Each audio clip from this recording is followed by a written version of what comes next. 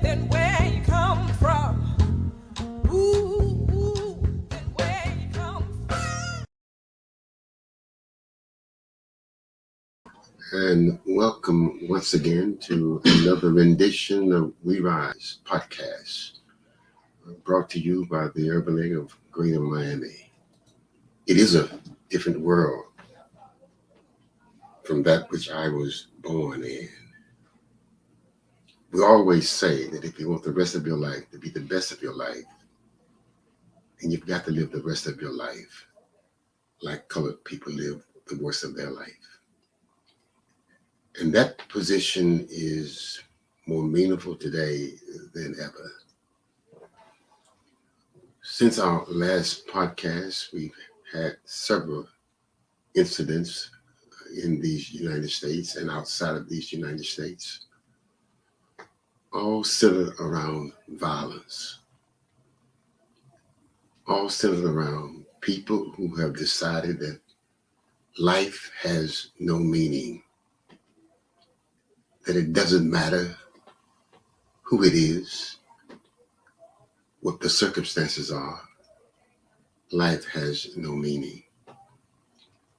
And we sit around and we react to their behavior. And we attempt to try to understand it. And in our misunderstanding it, we either internalize and or justify what they did. Ukraine, for example, and the invasion by Russia. Not only is that an insane act as far as I'm concerned,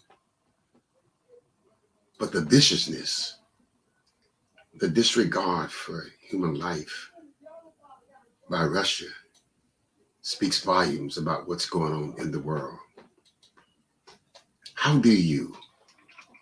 What is your mental makeup that allows you to seize a city, a country, and in the process of executing your game plan of war, you bomb hospitals, convalescent homes, other places where mothers and children are attempting to get medical help or escape from the environment. What kind of vicious animal, in the name of expanding one's domain of control, would have such disrespect for life? And what country would simply say that our reaction to that insane behavior is to send them $50 billion, but we do not denounce with vigor the behavior of Russia? What message does that send to those who are watching from afar, to those who are innocent, to those who don't really understand the broad ramifications? For if we sit silently and have no regard for this kind of behavior, why should we be upset when the same kind of behavior occurs in our community? It appears that we only get upset when certain things happen in certain places. And when it happens, we are surprised. We begin to try to figure out why. But trying to figure out why only goes as far as what we want to believe we thought we saw or heard. Most recently,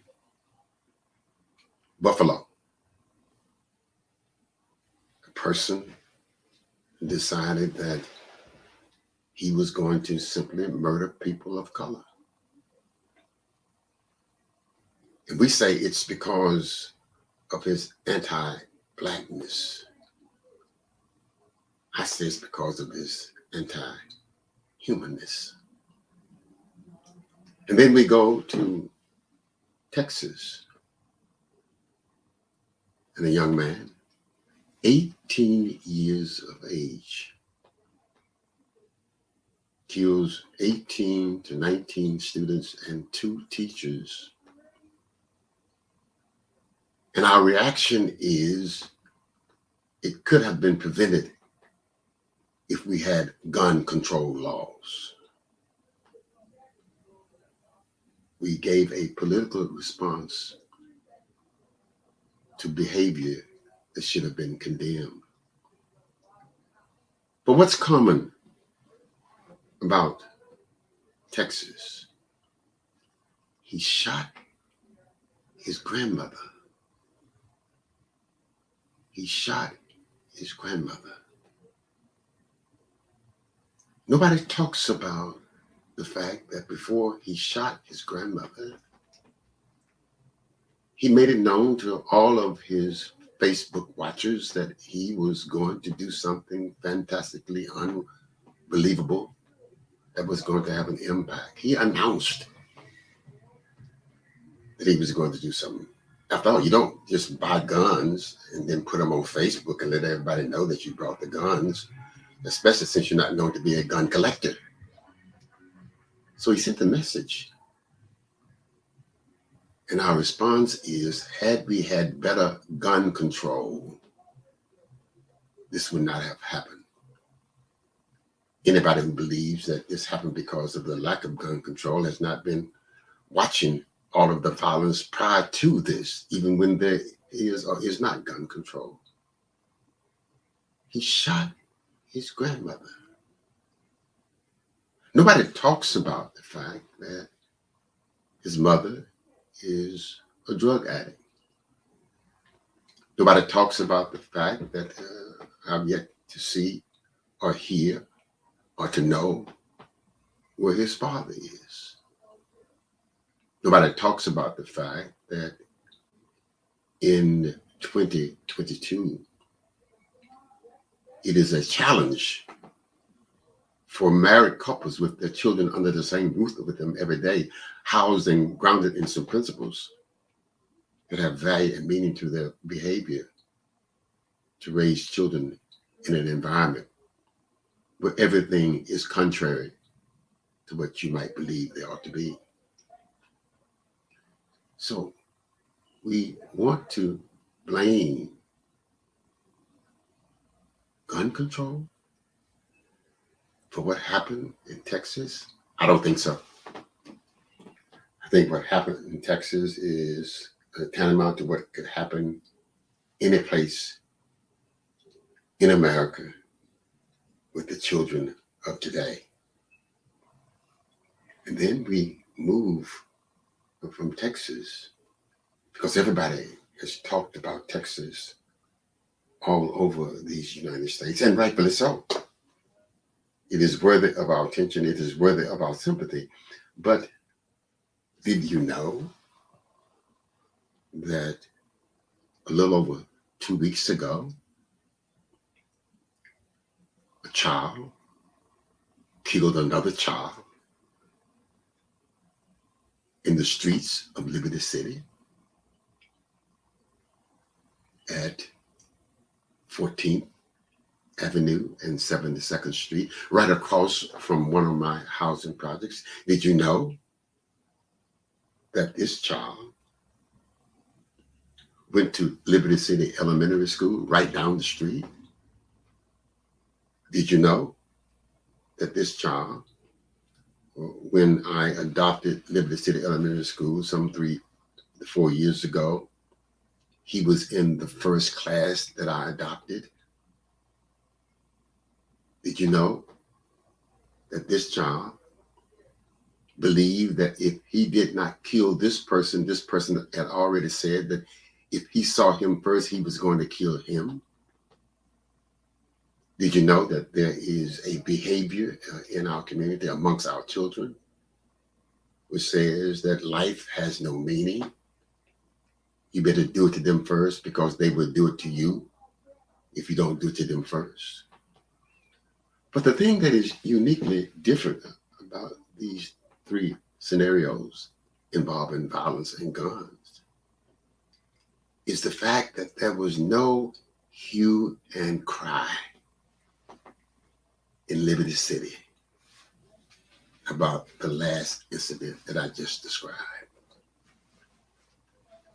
Maybe it's because of the fact that in Chicago, every weekend, on an average of 20 lives are taken by us, to us. And there is no blaming of gun laws. There is no outcry by the NAACP, the Urban League, and all of those other groups who profess to be concerned about the future of the children and what we stand for as a community. So why is it that we can go absolutely ballistic when something happens to George Floyd? Why is it that we can dole out sincere condolences and feelings of empathy and sympathy for what happened in Texas, and then it happens in our own community and business continues as usual? That's the problem. It's not gun control. It's not racism. It is the fact that in our community today, life has no meaning. Life has no meaning because in our community, the adults to whom the children belong to don't believe that there's a future for them or their children. And that is why I say to parents when I speak to them, who killed your child before they shot him dead? And somebody would always say, oh, Mr. Fair, you know better than that. I said, well, who killed your child before they shot him dead? What have we transmitted to our children, which says to them that we don't really value who they are? We don't expect them to be anything except what they are. Therefore, we spend no time convincing them that they can be everything good that we want them to be. We don't believe that here at the Urban League. We believe, once again, that all of the problems that we have can and must be resolved by us.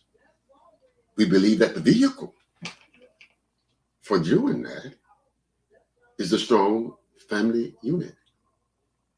That's why all of our activities are focused on building strong family units. That's why we understand clearly that it is the restoration of the family unit that is the foundation for us to transform the anxiety, the frustration, the hatred, the disappointment that exists in our children today. Just think, if we had families like we used to have families. And be very clear, when we say family here at the Urban League, we're talking about a man and a woman who are bound in holy matrimony, who live together to raise the children that they have together, who do not shack together, they are married together. I think that's the basic foundation. And as I articulate that description, that definition of family, some of my employees would say to me, well, Mr. Fair, you know that family today is different, that families today may be male, female. Well, that may be the case, but not in our house. In our house, it is a man and a woman who have, by holy matrimony, decided to have children together, live together. It is a man and a woman who have accepted total responsibility for raising the children in a fashion that they will be successful and happy as they grow old. It is a man and a woman who have decided that there are a set of principles that are guided by some supernatural being. You may call him Jesus. Some may call him Zoroaster. Some may call him Buddha. But there's always a man and a woman who believes in a deity greater than themselves that guides their behavior, good, bad, or indifferent, that believes in a supernatural experience that is grounded in whatever they do and how they do it. That's what we believe at the Urban League. And we do not plan to change in order to be institutionally popular with the masses at hand. So I've said to my staff who say that we have to be politically correct, not in this house. Not in this house. We are politically correct when we are bounded by principles that allow us to grow and become better today than we were yesterday. That's what's broken in Liberty City. That's what's broken in Chicago. That's what's broken in all of these communities where life seems to have no meaning because the children have not ever been taught that their life has meaning. And if you don't believe that your life has no meaning, that your life has no significance, then why would you be concerned or reluctant to do those things that ultimately might end your life? Who kills your child before they shot him dead? In most instances, we do. Oh, Mr. Fair, you ought not say that. Yes, we do. Yes, we do. He killed his grandmother. Then he set out to kill children and the adults who were protecting the children called teachers. There's a big press conference and condolences came from all over the world to Texas. And then we had certain political pundits who wanted to invade that moment for political purposes. There's this great debate between Republicans and Democrats as to whether or not the problem can be resolved by better gun control laws. We know that if you have no value to life, the law be damned. We know that there have always been laws that prohibit you from doing certain things. But there's always been individuals who said, the hell with that, we're going to do it anyway. We've always known that when people took that attitude, those of us who thought that it was wrong dared not to say anything because we simply wanted to be part of the crowd that liked us and we liked them. So to stand up and talk about what is right and what is wrong takes courage. And what we're saying this evening is that if we want to prevent these kinds of atrocities, where life simply has no value, where in our moments of frustration or anxiety, we can do what we want to do. And then at the end of having done it, we can excuse it by pointing the finger away from the real culprits who are responsible to others. We can have all of the gun control laws in the world. But as long as we allow an 18-year-old to have to be raised by his grandmother because obviously his parents are in his life, we can expect more of what happened in Texas to continue to happen. As long as we continue to point the finger to law enforcement, as opposed to pointing the finger to parental indoctrination, then we can continue to expect that things are going to be the same. So here's what we got to do. We got to make sure that we call it like it is.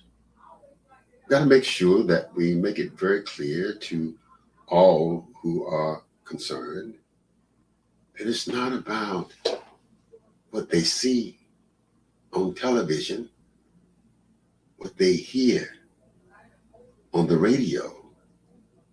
It's about what they experience in the environment called home, the environment called neighborhood. What we saw in terms of violent behavior, whether it be in Chicago every weekend or in other parts of the country on occasions, we're going to see more of that. And the thing that's very frightening about it is that we are becoming immune. The more it happens, the more we expect it to happen. The more we expect it to happen, the more it's going to happen because we expect it to happen. And as long as our response is pointing the finger some other place, as opposed to pointing the finger to the right place, then nobody knows where or when, if ever, it's going to stop. In fact, if we don't begin to go back when things were colored, then it's going to get worse. Mr. Fab, what do you mean by when things were colored, T. Willard? Well, I'm an 82-year-old colored man. Let me contrast how I was raised and how children are being raised today. First of all, I was raised in a two-parent home. Now, I'm sure that those out there can say, well, I know parents who were one-parent homes and they did an outstanding job. No doubt about that. No doubt about that. But I can assure you that that is the exception, not the rule. I can assure you that that was not the way it was supposed to be, even though it may have occurred on occasions to be right. We know the value. We've experienced the rewards of the adults who brought the children into the world together, raising those children together in holy matrimony. Let me be very clear about that, because there's a lot of beliefs that you really don't have to be married, that you can have the children and you can simply live together. I'm an old colored man, so we used to call it shacking up. I don't know what they call it today, but I do know that it ain't what you call it, it's what it is. And it's two persons who have decided to bring children into the world, but who have decided not to be totally committed to themselves or to the children by something called a legal process, which normally is grounded in an emotional commitment. When you have no emotional commitment, when you have no legal process, then the stick-to-itness, the tolerance, the sacrifice, and when none of that is grounded in a belief system that says that what you're doing is wrong, then it's easy to play at it than to be at it 100% of the time. So it's important for us to be very clear that when things were colored, people knew that the glue that would hold them together was the taking of a set of vows, which they said publicly and to each other, to death do us part. And they worked at that. They understood the value of that. They understood the meaning of that. They understood the power of that. And they understood that if they did not do it, they had not only let themselves down, but those who thought that they were going to do it had been let down also. So marriage was very, very important and very, very sacred and very, very, very appreciated and very, very respected. It's no longer the case. Now, I'm sure there are cases where children have survived where the couple was not married. But I suggest to you that that is the exception and not the rule. I suggest to you that there's enough evidence that says that that doesn't work. Because when the two who are working together under a set of principles grounded in a belief that's greater than themselves, then things in terms of raising the children are uniquely different. You want to make sure that in that kind of environment, you pass on to your children the kind of behavior that you know that they must exhibit in order to forever be alive. So I wonder what happened with the young man in Dallas, Texas. I'm sorry, it was not Dallas, Texas, but in the city in Texas. Wonder what happened in terms of his relationship with his mother. I wonder where his father is. I wonder why nobody is talking about how those questions being answered may have been the foundation for what happened in that city. As I've looked at the profile of those who are involved in these shootings, be they mass shootings or single shootings, it is interesting to note that I cannot see the kind of family, the kind of values that come from being part of a family, the kinds of values that come from being part of a family that is grounded in a set of religious principles that are abided by every day. So part of what is missing is that we don't want to talk about the things that we do ourselves that makes our children candidates to be killed or to be killers. Most folks don't want to talk about that. Most folks find it very easy to blame somebody else. But how many of the lives that are taken in Chicago every weekend are simply taken because the perpetrator of the violence was already dead? So getting arrested, going to jail, had no deterrent factor on those kinds of personalities. How much of the violence in New York today is related to the fact that the adults who are supposed to be adults are still children? And therefore, as they charade and masquerade as adults because of their age, they're still children because of their emotional state. How do we cure that? How do we make sure that we have a meaningful initiative, a meaningful response that says that it ain't racism, it ain't police brutality, it ain't gun control. It's how we are not raising our children.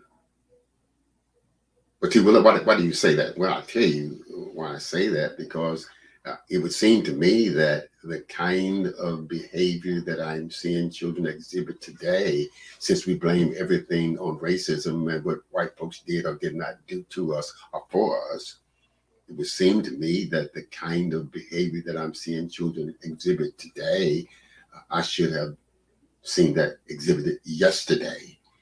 It seems to me that we should not have survived the brutality, the disenfranchisement, the racist epithets that we experienced growing up when things were colored, that we should have been outraged.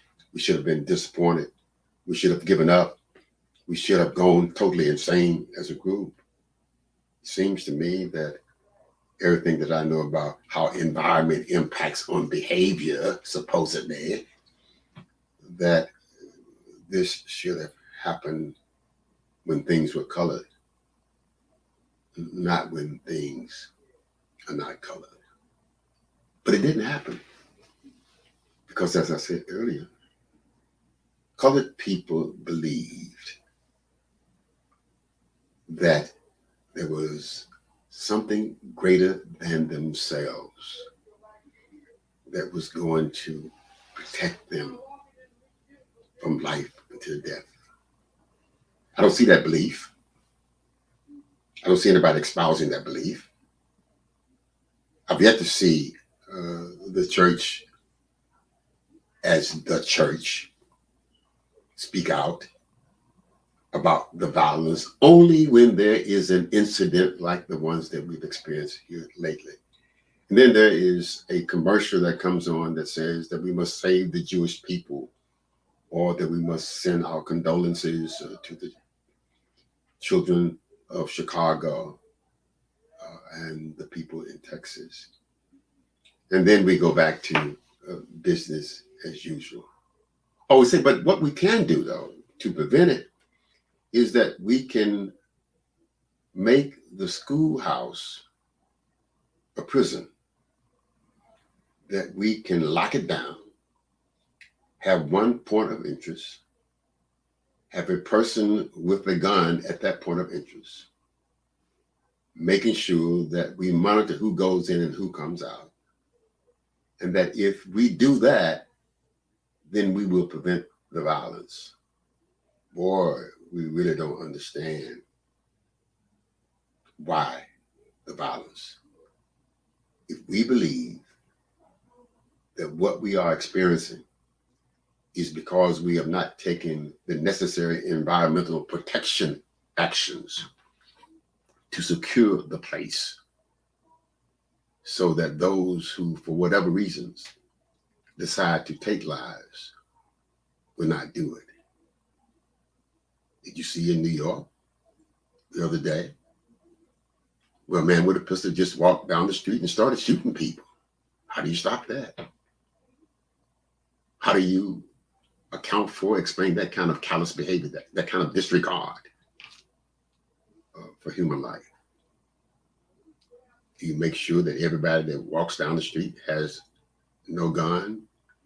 Do you have electric metal magnets that will go off if you walk by it and there's a piece of metal in your pocket?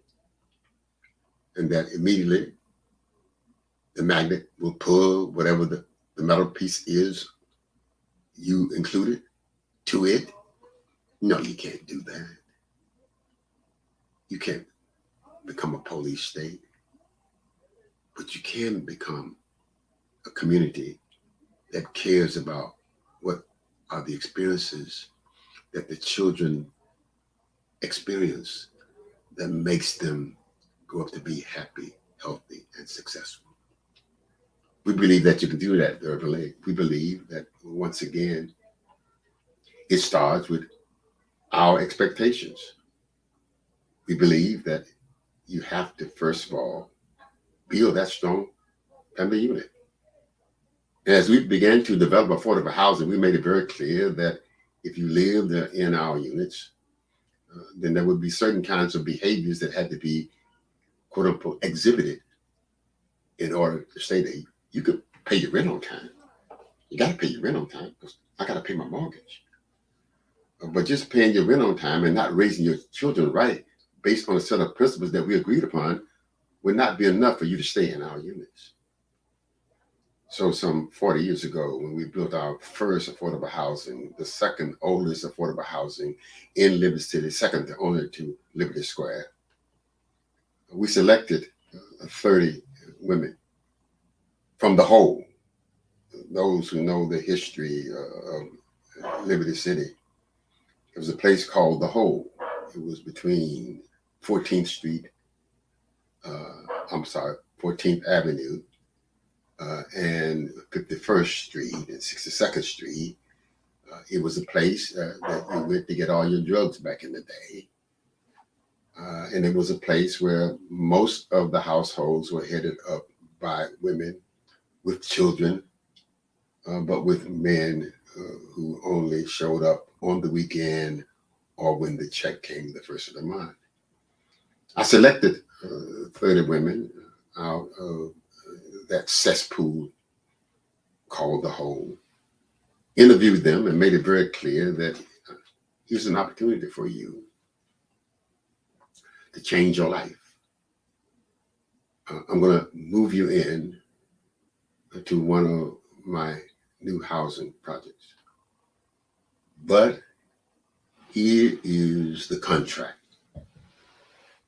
Contract is very simple. You've got to change your lifestyle to one that is conducive to create an environment that creates a certain set of morals and values about appropriate and inappropriate behavior to be displayed in the presence of your children. We're going to start by the mere fact that there is no man in your house legally. Therefore, in my new house,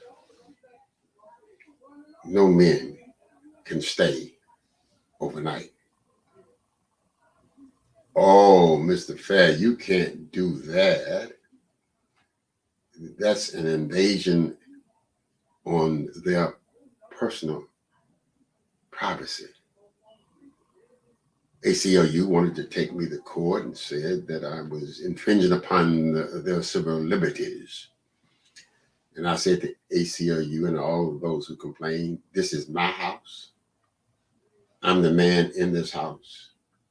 I write the rules. You don't have to live here. If you don't want to abide by these rules, don't move in. Long story short, found 30 women who wanted to move in. Made it very clear that these are the rules, that you have to be involved as a parent, that I'm going to make sure that you have all the support that you need. I expect you to attend PTA meeting. I expect you to be part of some community project that makes this community a better place to live in. I expect you to raise your children to be God-fearing, caring, and to believe that they can be whatever they want to be in spite of where they live, in spite of where they come from. Didn't have one pregnancy at all to ever occur with these women.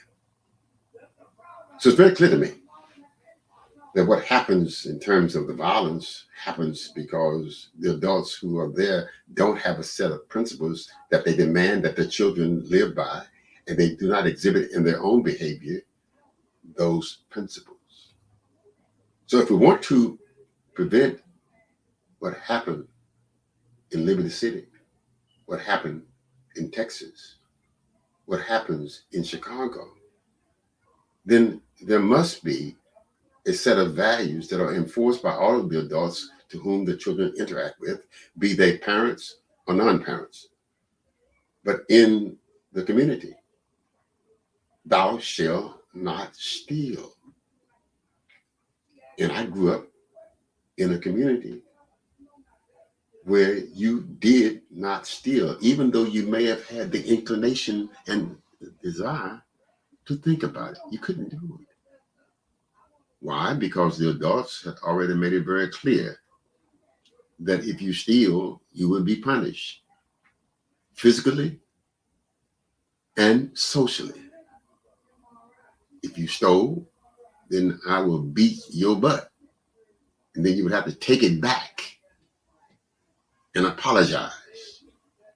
And therefore, not only will I beat your butt, but now you're going to be ridiculed in the larger community.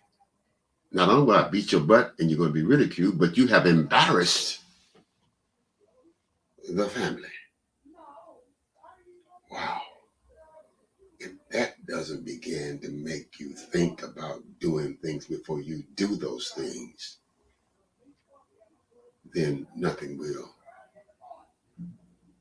So did the young man at 18 who killed his grandmother and then set out to kill 19 other individuals. Did he grow up in that kind of environment? I don't think so. I don't think so. The violence that we see, is it because of the fact that it's housed in racism? I don't think so. I think it's housed in the behavior of the adults who own watch. I think monkey see, monkey do. I think if you in an environment where you see adults that you admire and respect doing things that are crazy, why would anybody be upset when you do things that are crazy also? Why would we point our fingers outside of our community when the blame is inside of our community? Why would we keep having these conversations about violence and police brutality when every day we brutalize our children by not being responsible to them or for them? Why do we keep talking about violence elsewhere when it occurs elsewhere and we get all upset and we send condolences, which are appropriate? But why is it that we can every day participate in the same kind of environment that we know is the powder keg for a simpler kind of explanation of explosion? Why would we do that? And we do that because it is generations upon generations of neglect. We do that because people tell us that it's not our behavior, it's their behavior. We do that because someone has convinced us that there is no tomorrow, that all of our happiness and our joy is for this moment, and therefore, if we do not take advantage of it at this moment, then things will not get better, things will get worse. And when you think that things will get better and they don't get better, then it leads to frustration. And when you're grounded in frustration, it leads to anxiety. And anxiety turns into hostility and defeatedism, and before you know it, you have an explosion. So the formula is very clear.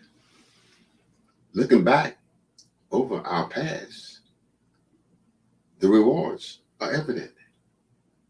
That if we want to stop the violence, then we've got to stop the violent way in which we raise our children. We want to stop the violence. We can't blame the absence of gun control. We have to blame the absence of courage to raise children differently than they've been raised today. If we want things to get better, then we've got to find something that we believe in that's greater than ourselves. When things were colored, we were Baptist, we were Catholic, we were Methodist, we were believers in a power greater than ourselves. I never hear any of those institutions being condemned for the role that they do not play in creating an atmosphere where violence is unacceptable. I never hear anything from the church until the act has been committed. I never see the church on a day-to-day basis defining what is good and what is bad. I never see us as a community worshiping when there is not a tragedy in our community. Oh, let somebody have an incident of violence, and we will have a candlelight vigil, and we will go to the site, and we will lay a wreath, and we will moan for the moment. But don't let Channel 10 or Channel 7 show up. We might moan for 2 moments. We take violence in our community and we treat it as if it is, quote unquote, a celebratory event. We take violence elsewhere, and we're more concerned about sending our condolences rather than commanding that we change. We don't condemn the behavior until the behavior has been exhibited and explodes into something that is distasteful. We see the fuse being lit every day, but we don't react until it explodes. We know that if we allow children to talk back to us, old color folks used to say sassy mouth, then they will believe that they can talk back to anybody. We know that children believe, conceive what is acceptable, what is tolerated by the adults that are around them on a day-to-day basis. That's why we say, who killed your son before they shot him dead? Who killed your son before they shot him dead? Did he shoot him because of the color of his skin? That may be the case, but I doubt if that is the common reason why. If that is the case, then we should have had more deaths back when things were colored than we have today. For surely there were more colored people stopped by white policemen back when things were colored than there are today. But the children of yesterday were taught to understand that there is an appropriate behavior that we have taught you that if exhibited, it will get you back to us. And if you get back to us, then we will be able to take care of you. We'd rather go and challenge the system than to go to your funeral. That's what colored parents did. They taught their children how to survive. That's what a village does. And a village makes sure that not only is the behavior, the right behavior in the family house, but it is the right behavior in the family's church house. And therefore it's the right behavior in the house, the family's church house, and the schoolhouse. The right behavior is exhibited, demonstrated every place that the child went. You couldn't go to one part of the community and things were good, and another part of the community and things were bad. No, everything was good and bad had to hide. Now today, too much of bad has been made good. Therefore, bad never has to hide anymore. So I suggest that maybe what happened didn't happen because of race, and certainly didn't happen because of the absence of gun control. I'm saying to you that what happened happens because we have not raised our children correctly. I'm saying to you that we believe here at the Urban League that you break that cycle by demanding that there's a set of principles and values that must be exhibited by all of us, first in the home, then in the community, then in the schools, then in the neighborhood at large, then wherever the children go. The consistency of those kinds of behavior expectations are in place. You can't be good over here by the set of these principles and bad over here by the set of the same principles.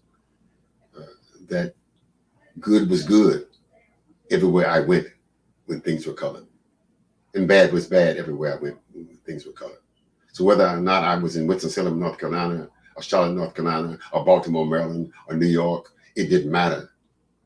Good was good and bad was bad. Never was there any confusion. It didn't matter what was the appropriate behavior for all situations. There was no room for any other outside influences to begin to make me think differently. But that's different today. Part of what we experience today is that we are allowing our children to be raised by outside influences. One of the things that was very clear in the Texas shooting is that the young man was really having some personal image problems. Who am I? Who likes me? And he found on Facebook the ability to have an audience of folks who evidently thought that he was all right. Because he told them, I brought some guns today. He showed the guns. He made it very clear, that he had the guns. Now you just don't show the guns and then don't use the guns. That does not build your image at all. But he did what he had to do in order to fill the vacuum that existed between the absence of his mother, the absence of his father, and the big gap between him and his grandmother. Emotions would do that. You have to figure out a way to survive no matter where you are or who you're with. And too often our children have to do that. And too often we allow them to get what they should be getting from us from other things. I was in Kmart the other day and I saw a little, must have been about maybe 3 to 4 years old, and he wanted something and his mother wouldn't give it to him. And he started pitching a fit and fell down on the floor and was crying. So she decided to give it to him. It was a cell phone. He wanted the cell phone. His mother wouldn't give it to him. The little rascal fell down in the floor, started crying. She gave him the cell phone. Now let me tell you now, when things were colored, if I even thought about doing that, they would have to call my mother and she would be arrested for child brutality. She would have abused me in public. First of all, for embarrassing her by demanding that I do something, by trying to control her, by falling out in the floor in a public place, sending the message that Miss Maylou can't even raise her own children. She talking about other folks raising their children. Parents who give in to the whims of their children in the name of satisfying them or gratifying themselves create the kind of individual who gets that kind of attention from other sources. And when he or she doesn't get it, then they begin to act accordingly. There's probably some of that which happened in Texas in these mass shootings, is that our children are looking for gratification from other things that they ought to be getting from the biological things called parents, called family, called loved ones. So part of what we really got to do is to make the conscious decision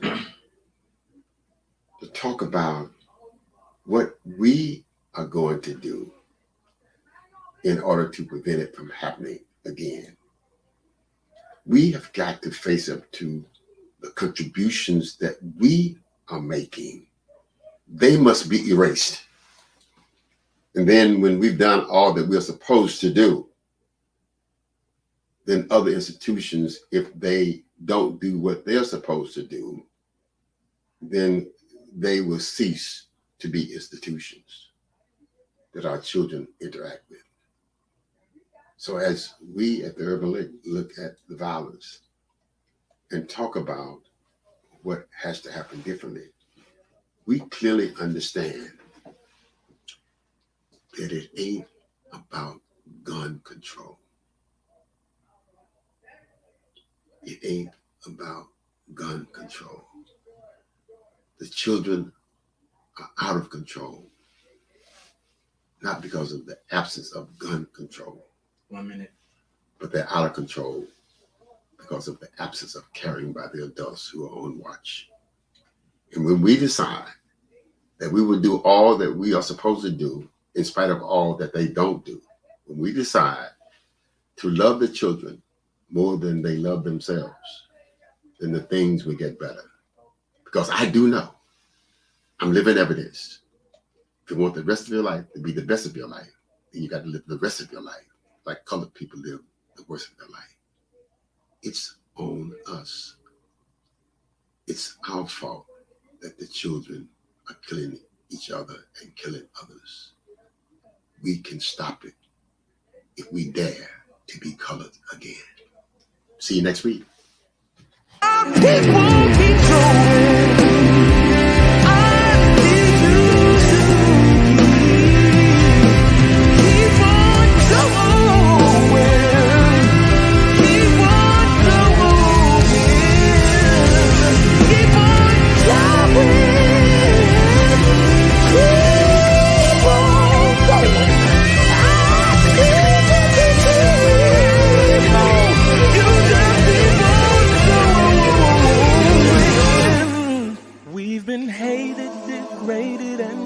About most of our lives, but we've made it still standing 'cause they can't destroy what's inside. Black people keep going.